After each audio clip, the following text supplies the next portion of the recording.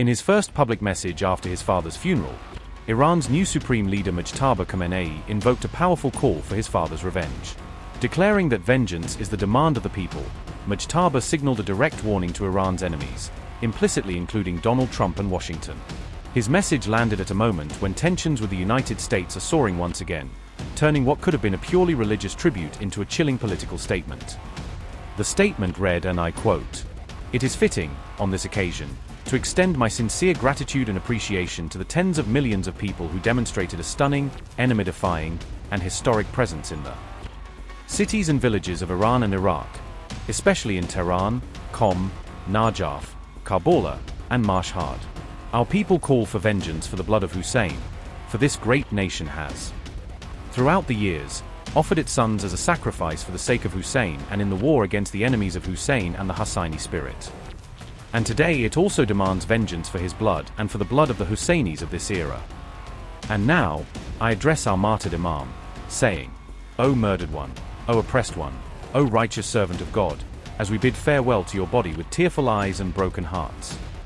We pledge to you that we will preserve your school, that we will walk steadfastly on the straight path you charted, that we will not fear the hardships of this road, and that we will anchor our hearts, as you did, upon the divine tidings and promises.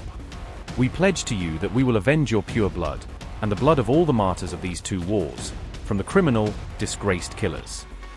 This vengeance is the demand of our people, and it must inevitably be fulfilled. These criminals, for whom there is a complete list of names from first to last, will carry with them to their graves the wish to have died a peaceful death in their beds. They must know that this matter does not depend on my existence or the existence of other officials. For whether we are present or not, this matter will be accomplished, and soon, free people from across the world will each carry out a part of this divine mission. O Father of the martyred nation, congratulations to you for sipping the nectar of martyrdom that you longed for all your life. Blessed are you for wearing the garment of martyrdom with the body bearing marks from your mother, the pure Zura, your grandfather, Abu Abdullah al-Hussein, and Abu al-Fadl al-Abbas. And you, his oppressed companions, who were subjected to a surprise attack by the enemy and attained martyrdom, joy is yours, for you are now guests of that master, whose compassion and kindness you perhaps felt time and again.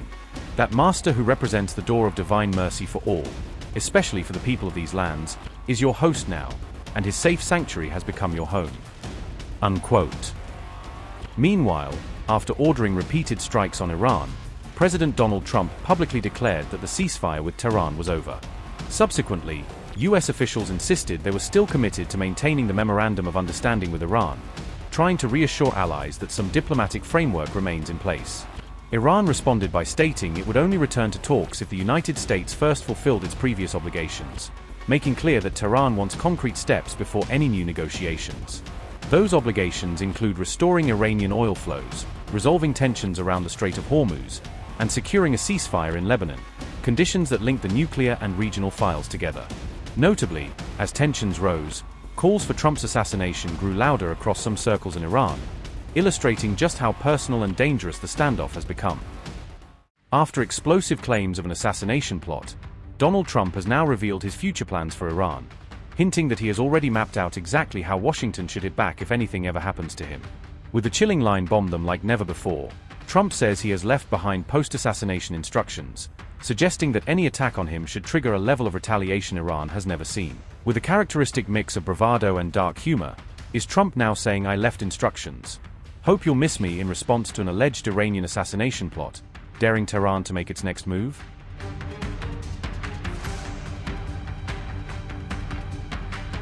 Israel has reportedly warned the United States about a new alleged Iranian plot to assassinate President Donald Trump, according to a Wall Street Journal report. The reported assassination plot, if true, would represent a major escalation in the already intensifying confrontation between the United States and Iran. Israeli intelligence is said to have uncovered a fresh plan allegedly developed by Iran to target President Donald Trump. According to sources cited by the Wall Street Journal, Israeli officials passed the warning to senior U.S. authorities earlier this week. Another source claimed that American intelligence agencies have recently received a steady flow of reports warning about possible threats. The Wall Street Journal report says the Israeli warning referred to a specific alleged assassination plot against President Trump.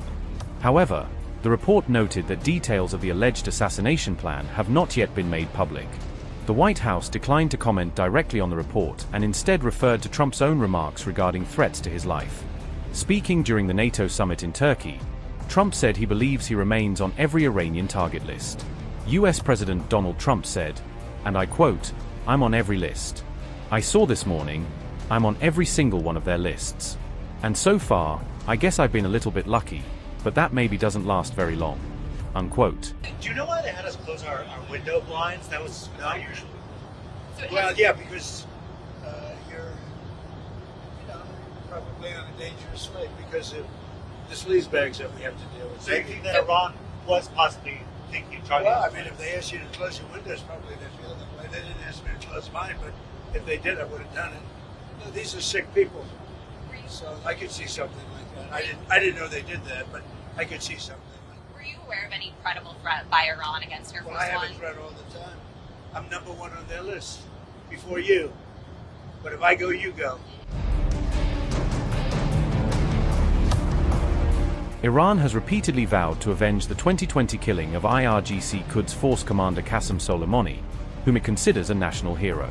Calls for retaliation against Donald Trump have resurfaced during recent mourning ceremonies held for Iran's late Supreme Leader Ali Khamenei. The Wall Street Journal said it remains unclear exactly when Israeli intelligence passed the latest warning to Washington. The alleged assassination warning comes at a time when the United States and Iran remain locked in an increasingly dangerous military confrontation. The latest report surfaced as fighting around the Strait of Hormuz continues to fuel fears of a wider regional conflict. President Donald Trump reportedly briefed Israeli Prime Minister Benjamin Netanyahu on Washington's latest military moves in the Gulf during a recent phone call. Prime Minister Benjamin Netanyahu stressed the importance of maintaining Israel's border security zones amid the worsening regional tensions. Both leaders agreed to maintain close coordination as the military confrontation between the United States and Iran continues to intensify. An Iranian official claimed Donald Trump was within Iran's reach during his visit to Turkey. Iran says it deliberately chose not to target Trump in order to preserve relations with neighboring countries. The official said Tehran exercised restraint despite growing calls to avenge the killing of Ali Khamenei. Iran claimed maintaining good neighborly relations took priority over attacking the US president. Ayatollah Zaghami said, and I quote, "Trump was within reach for retaliation over Khamenei, but in order to preserve friendship and good neighborly relations with neighbors, we did not target him." Unquote. The official also called for Turkey's ambassador to be summoned over Trump's actions. Iran accused Donald Trump of directing attacks on Iran while attending the NATO summit in Turkey.